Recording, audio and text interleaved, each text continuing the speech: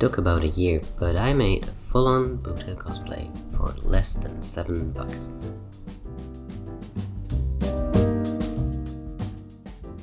The first step, as always, was to sketch all of the pieces. I'm very proud of this sketch. I'm gonna put this in a picture frame. I started with those pants. Based on the material I had available, that seemed like the easiest option to start with.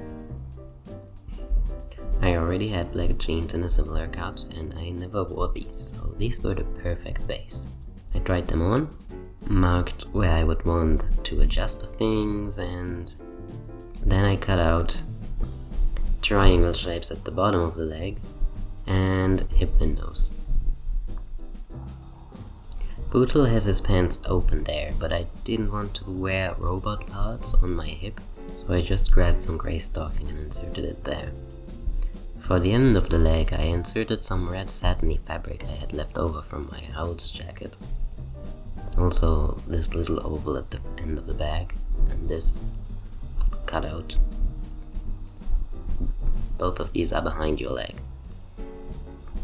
And some of that red fabric also landed on my hip. Then I found a random small chain, cut it into 4 equal pieces and stitched it to the sides.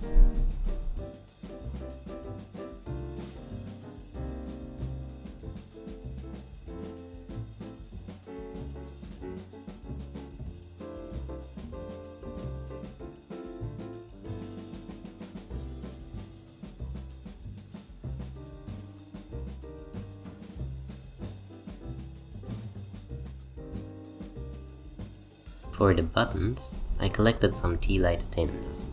These were the extra big ones, not the standard size.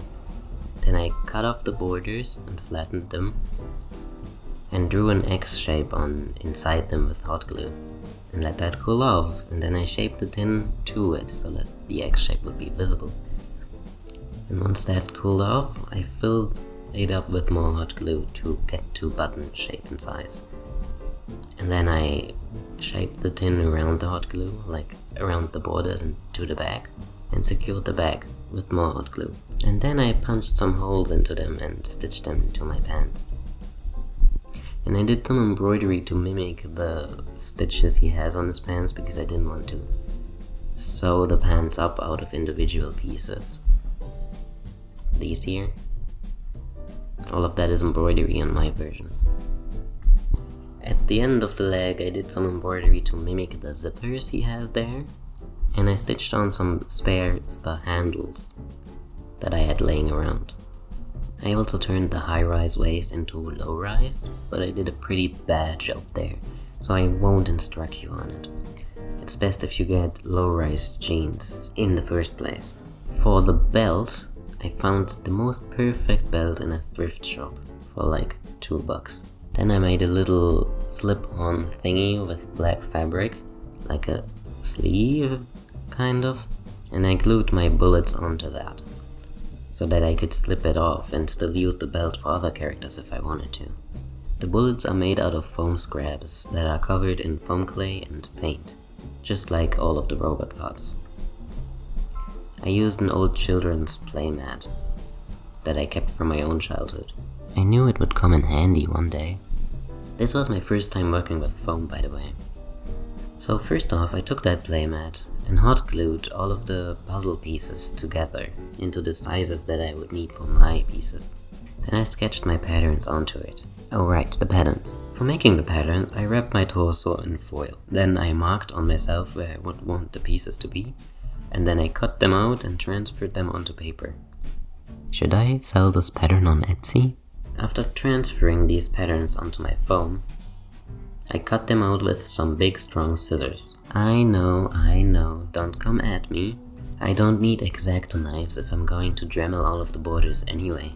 So once I had my pieces, I sanded down the borders with a Dremel. I also sanded in some details like deeper scratches and screws. Then I searched far and wide to find some cheap foam clay, until I finally got some at a local dollar store. I paid $2 for these, and I still have some left over for other projects. Then I covered all of my pieces in that clay to cover the puzzle seams. And then I covered all of my pieces in white glue. You're supposed to use some proper sealing here, but that stuff is expensive.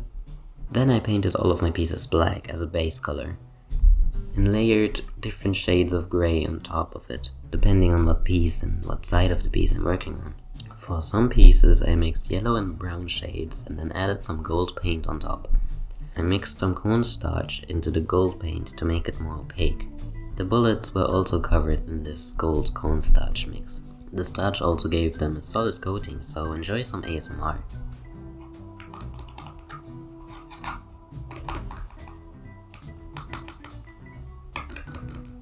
I also dusted these parts with baby powder because for some reason the gold paint leaves a sticky surface, but the baby powder completely fixed that. I made the parts for the fingers the same way, just that these were made out of thin foam sheets. Then I put on a black turtleneck that I thrifted for $1 and hot glued all of the pieces onto me. I do not recommend doing that. I also made pieces for the sides and the back. Most Boothill cosplayers out there only have the main front pieces, so I wanted to stand out by having 3D pieces all around. My hip contains a little Easter egg, and this was the highlight of my entire cosplay when I went to a convention with them.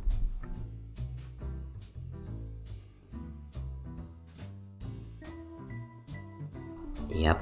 Now, before I explain how I did that, please credit me if you copied this idea. I put a lot of thought and work into this, but I can't really gatekeep the idea, so if you do it with my instructions, then please credit me for it. Alright, so once I had the hip piece ready, I had 2 rectangular holes in it. He canonically has those holes there. Then I asked my dad to build an electric contraption that connects 2 USB ports to a battery. He built that battery pack himself, but you can also use any power bank you have. This was just convenient as I could choose the size and shape of the pack. Then I glued the USB ports into my foam piece, have the cables running in the back and secured them into the piece, and then I glued that hip piece to the rest of my bodysuit. The cable now runs under my shirt, and the original plan was to keep the battery in my pocket or snapped to my leg, but in both of these cases the cable would be visible. Then a friend pointed out that I could just hide the battery in my jacket. Up here. It's genius, why didn't I think of that? And then I just have the cable run up under my shirt. And so that's what I did. I made a small hole above the highest chest piece, since this is covered by the jacket anyway. And this is where the cable comes out of the shirt. And then there's a small pocket on the inside of my jacket where the battery pack sits and the cable just connects into it. For the arms and hands, I already had these gloves that I previously made. The black stocking gloves, that's a base, not all of the foam pieces. I already had stocking gloves that are also pretty easy to make, as long as you have basic sewing skills. You just take black stocking, trace your hand and arm onto a piece of cardboard, pull the stocking on it and then sew around all of the borders, and then you cut out the extra fabric between your fingers and turn it around. Done deal. I glued the arm and finger pieces onto these gloves while wearing them. Again, I do not recommend doing that. I burned myself up pretty badly. But I didn't glue on the golden piece, as that one already stays in position as I pull it on. For the jacket, we will now have to get a little freaky. I mentioned this before, but the leather I used here comes from an old couch. Yep. We had an old black leather couch that we wanted to get rid of, so before we trashed the whole thing, I asked if we could keep the leather. And then we spent the whole weekend skinning a couch. 10 out of 10, I definitely recommend doing that. I used an old jacket I already had to sketch up the patterns from it. And again, I used some of that red satin fabric from the hull jacket.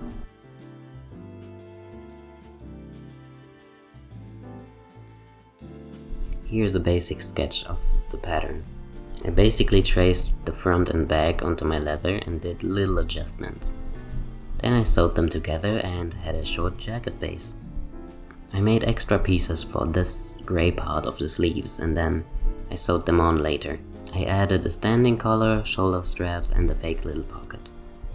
and I inserted a little press-on button in the front so I could open and close the jacket. And I found the most perfect oversized zipper handle laying around that I stitched on top. I made the little details on his jacket out of thin foam sheets, just like the fingers, and foam clay, the same as before, and I glued these on. But hot glue did not work here because of the leather, so I found this magical stuff in our old crafting supplies. I also used this glue to glue the pockets inside of the jacket for the battery. Sewing wasn't an option there because the stitches would have been visible on the outside. I just used some random thin fabric, glued it at the bottom and the sides, and left the top open to put the battery in. The hanging stars are made the same as the bullets, and the stars on the hat too. These were a cardboard base and then foam clay. I attached little rings to the hanging stars and glued on buttons the wrong way around, so like the part of the button that shows, it's not those typical buttons with holes in it, it's those buttons that have a front piece and then in the back there's a little loop to sew them on, and then that front piece is what I glued directly to the jacket, and the loop that's usually in the back now comes out at the front so that I can hang the rings onto it, you know? For the cape, I used more of that red satin fabric, and I sewed in a bunch of black leather straps at the bottom. And then I sewed a rough shape for where I wanted the hole to be, so that the borders would be secured, and then cut open the inside of that hole and ripped and tore at it until it looked like I wanted it to. Then I secured the borders with invisible glue to make sure it doesn't rip further, and then I made it look burned with eyeshadow and watercolor. I made a little flag kind of piece to attach to the shoulder, and the star that would usually come right here was also made of foam clay. Then I stitched the cape to the jacket. One of the sides just disappears under the shoulder strap and the other side disappears under the star. And I also added some of that red satin fabric to the shoulders and then embroidered around it to secure it and to mimic the zipper he has here. And then I painted the grey part of his sleeves with a mix of acrylic paint, white glue and a tiny bit of fabric softener. I used the same mix to make his symbol in the back.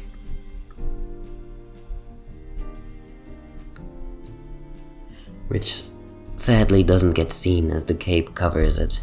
For the red little shirt he wears under his jacket, I traced a fake turtleneck that I already had onto some scrap fabric. Then I made my own little fake collar and covered it in that red fabric. I added a black strip in the front and a zipper in the back. For the hat, I had this black hat that I once found on the streets. I also use it for a lot of other characters, so I needed temporary options here. I made a strip of red fabric that I could slip on. This can be slipped on and off very easily, so I just attached everything else to it. And there's my temporary solution. I already talked about the stars, and the feathers are once again made out of thin foam sheets and then painted. The symbol was just painted on with acrylic paint, as I couldn't think of any good temporary solutions here. The hat has a pointed front, and while this fits Boothill, it doesn't fit any of my other characters, so I just turned the hat around for anyone else. That way the symbol doesn't bother me, even if it stays there. For one of the bullets, the finished bullets, not these pieces, I inserted a chain at one end and secured it with glue, and then attached that to a fake earring. Here, his bullet earring, which you can barely see. The wig is the same wig I use for all of my other white-haired characters, so again I needed temporary solutions. I made glued wefts out of leftover black wig cut-offs, and then I clipped them into my white wig. It looks better in real life, trust me. It looks good enough when it's styled, and it can survive an all-day convention. I tested it. I already had shark teeth from previous projects. I'm not new to cosplay fangs. I didn't wear them on the convention as they disturbed my speaking, but I wore them for my at-home photo shoot. If you want a tutorial on how to make fangs, just let me know in the comments. I wear 10 cm high heels for him, because I'm short. I got them secondhand and I use them for a lot of other characters too, mainly vampires. His pants are a bit too long for me, but the heels make it work perfectly, and the pants also cover most of the heel that way. So that was intentional. And I think that's it already. I attached a keyring and chain at the front, but that's pretty self-explanatory. And I didn't make his gun, therefore I didn't make the gun holder either. Oh, and the kneecap thingy is also foam from clay, sanded down, then a piece of fake leather that I painted to make it darker, and then a keyring in the back. But I stitched this onto his pants because it wouldn't hold up otherwise. And that's it, side-by-side comparison. I'm pretty proud of this one. I like this cosplay more than my scaramouche.